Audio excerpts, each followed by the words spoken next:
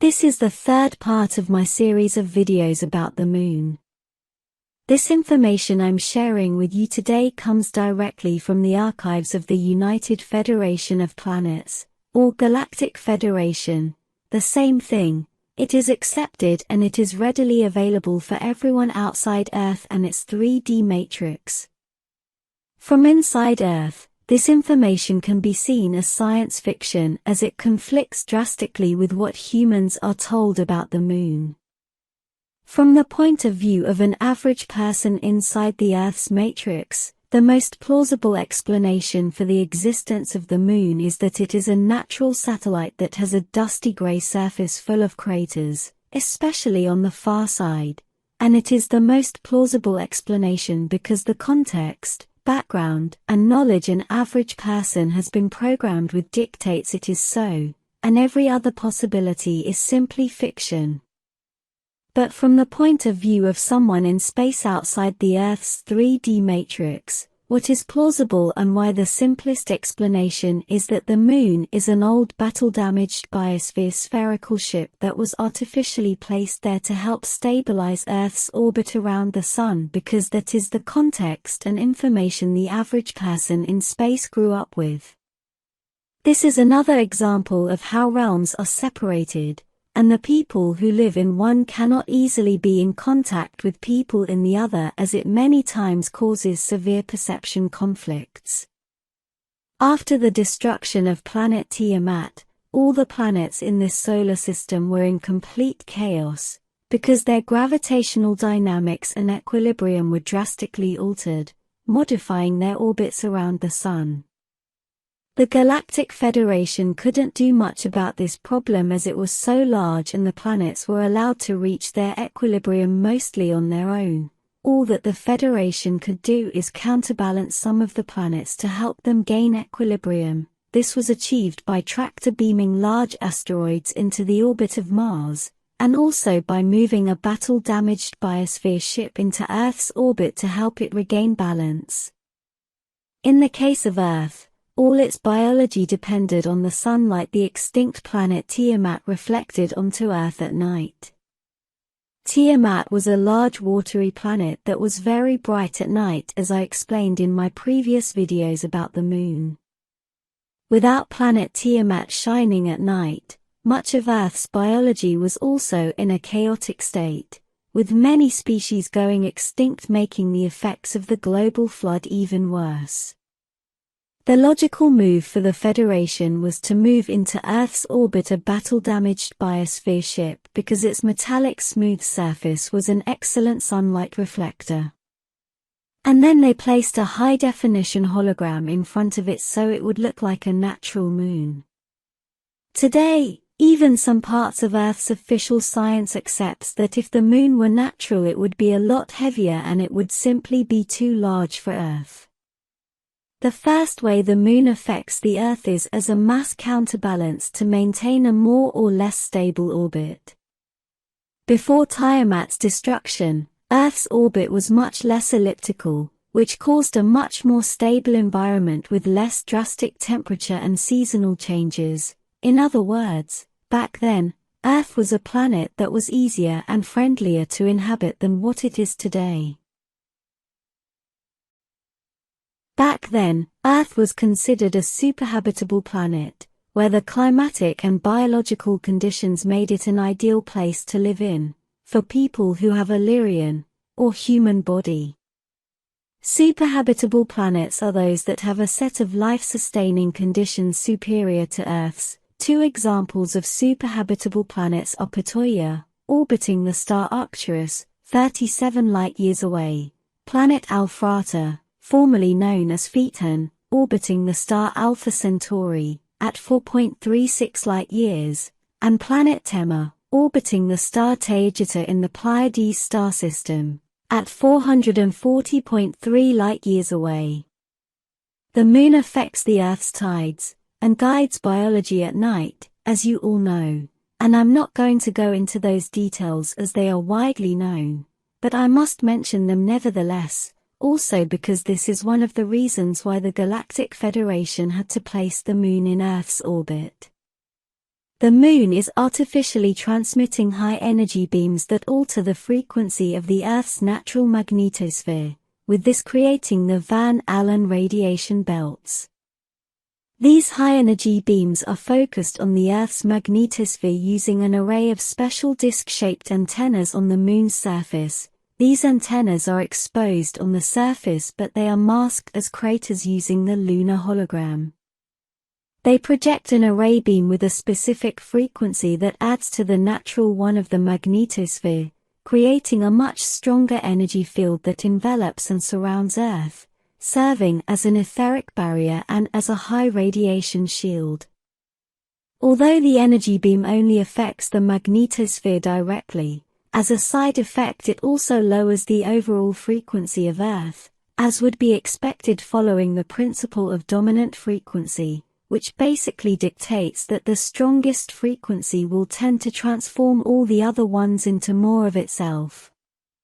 This causes everything on Earth to vibrate at a lower frequency than the average one. Everything vibrates at outside Earth. As my predecessors stated, this causes Earth to be at a 3D slow and pasty existential vibratory rate, while everything outside Earth is considered to be vibrating at a natural 5D existential vibration.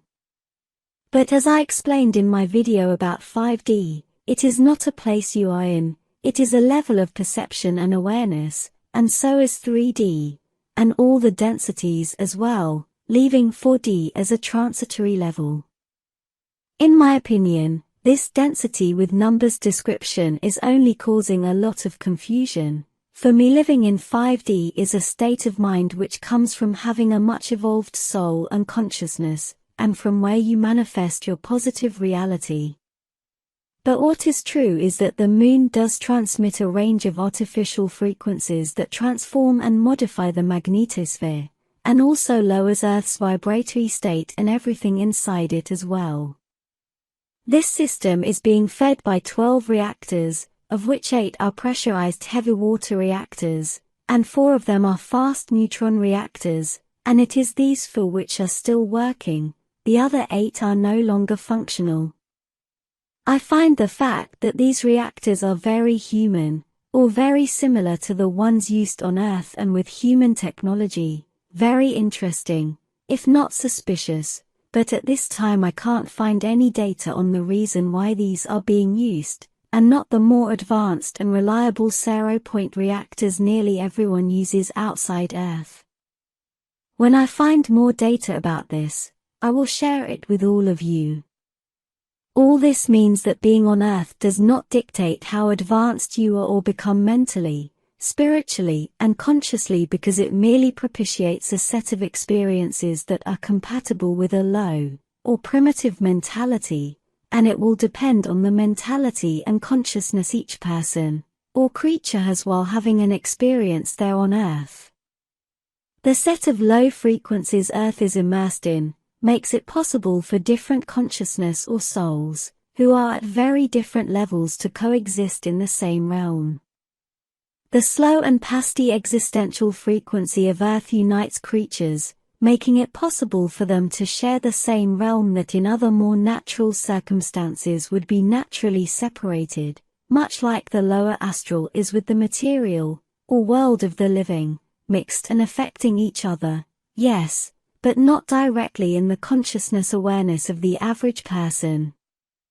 With this artificial frequency modulating system being transmitted from the Moon, advanced souls can have a life experience that is hard and challenging, and which would not be compatible or in accordance with the natural existential frequency of their highly evolved souls.